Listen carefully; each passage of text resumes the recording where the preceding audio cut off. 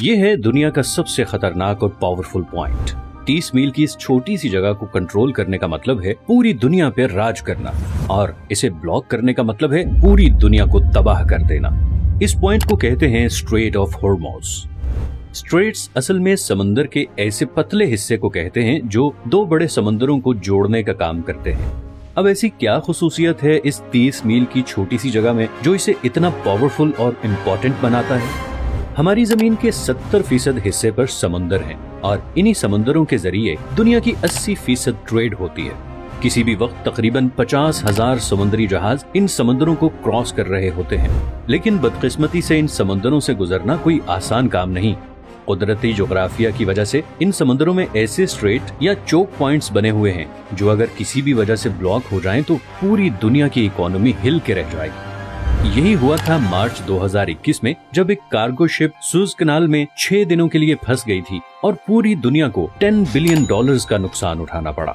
इसके अलावा भी दुनिया में बहुत से चोक पॉइंट्स हैं, जैसे कि पनामा कैनाल जो पैसिफिक और अटलांटिक ओशन के दरमियान ट्रेड को कंट्रोल करती है, केप ऑफ गुड होप जो पूरे अफ्रीकन कॉन्टिनेंट की ट्रेड फ्लो कंट्रोल करता है, स्ट्रेट ऑफ जिब्राल्टर जो कि मेडिटेरेनियन और अटलांटिक सी के दरमियान ट्रेड कंट्रोल करता है, डैनिश स्ट्रेट बाल्टिक और नॉर्थ सी ट्रेड को कंट्रोल करता है, टर्किश स्ट्रेट मेडिटेरेनियन और ब्लैक सी के दरमियान ट्रेड कंट्रोल करता है, और आखिर में स्ट्रेट ऑफ मलाका जो पैसिफिक और इंडियन ओशन की ट्रेड को कंट्रोल करता है।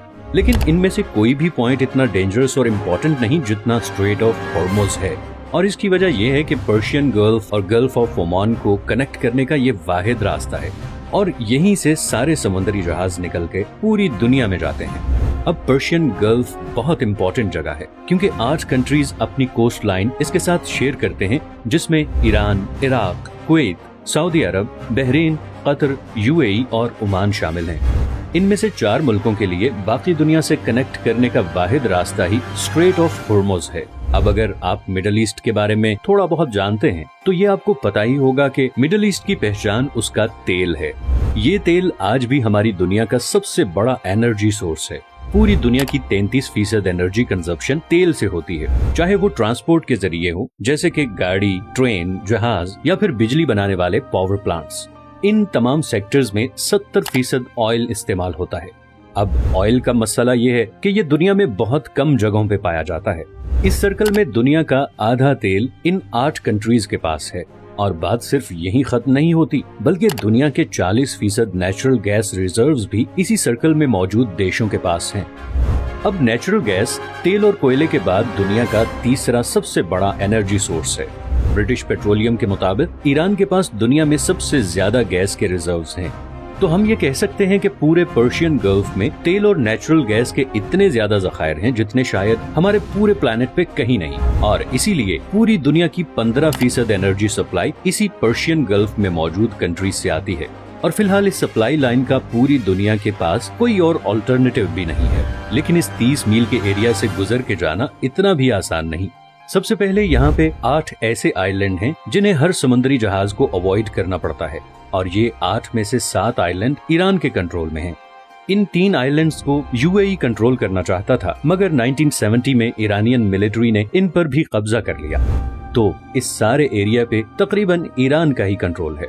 दूसरा, ये जो रेड हाईलाइटेड एरियाज आप देख रहे हैं, यहाँ पर समुंदर कम गहरा है और ऑयल टैंकर्स के लिए यहाँ से गुजरना तकरीबन नामुमकिन है।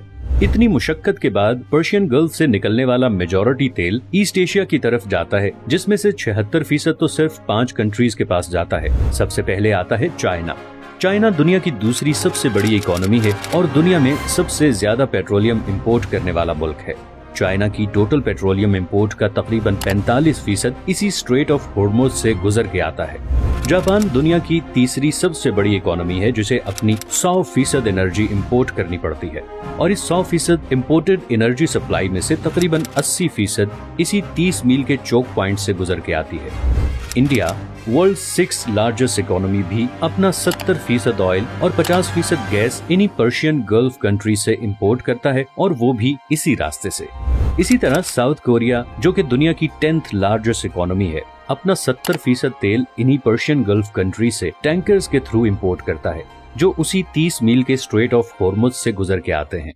तो अगर ये 30 मील की छोटी सी जगह किसी भी वजह से लंबे अरसे के लिए ब्लॉक हो जाए तो दुनिया की दूसरी, तीसरी, छठी और 10वीं इकोनॉमीज बिल्कुल कोलैप्स कर जाएंगी। और इसी तरह पर्शियन गल्फ में मौजूद इन तमाम 8 कंट्रीज का सोर्स ऑफ रेवेन्यू भी खत्म हो जाएगा और एज अ रिजल्ट पूरी दुनिया में एक जबरदस्त इकोनॉमिक क्राइसिस आ जाएगा। इसीलिए ये जगह दुनिया का सबसे खतरनाक और इम्पोर्टेंट चोक पॉइंट है और इसीलिए दुनिया के सारे सुपर पावर कंट्रीज की इस पे कड़ी नजर होती है। अमेरिका ने भी इसीलिए यूएई, ओमान, इराक, सऊदी अरब और बहरीन में दर्जनों मिलिट्री बेसिस बनाए हुए हैं ताकि वो ईरान पे नजर रख सके और ऑयल की स्मूथ सप्लाई को यकीनी बना सके।